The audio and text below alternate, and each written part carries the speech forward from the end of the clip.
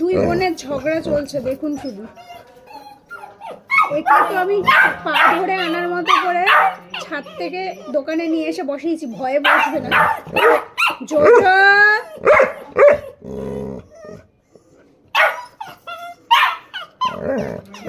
তো বকে না, ছোট্ট পুনু না, হাতটা রেখেছে দেখুন।